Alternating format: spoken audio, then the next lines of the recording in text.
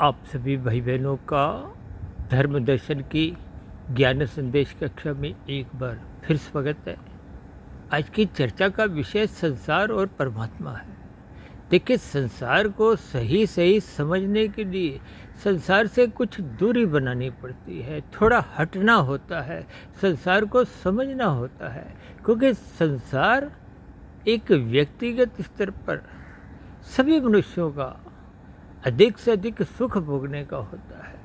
उस सुख भोगने की प्रक्रिया में जब अर्थ और काम विशेष स्तर पर नाचने लगते हैं तो मनुष्य का धर्म कमज़ोर पड़ने लगता है, जिसके फलस्वरूप मनुष्य में स्वयं जब परिवार के सुख के प्रति ही एक विशेष वृत्ति बनी रहती है।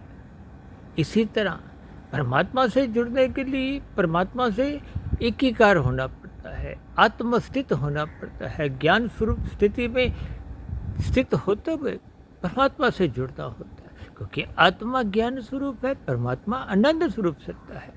लेकिन मोहवश मनुष्य संसार को छोड़ता नहीं है, तो फिर वो संसार को समझ भी नहीं पाता।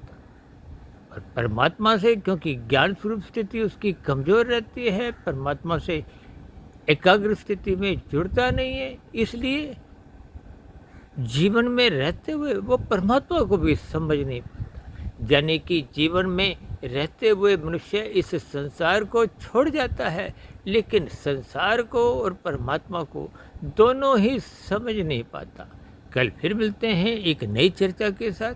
तब तक आप अपने आध्यात्मिक मित्र सुधीर भाटिया फकीर को इजाज़त दें। वीडियो विशेष को ध्यानपूर्वक सुनने के लिए आप सभी भाई बहनों का बहुत बहुत धन्यवाद।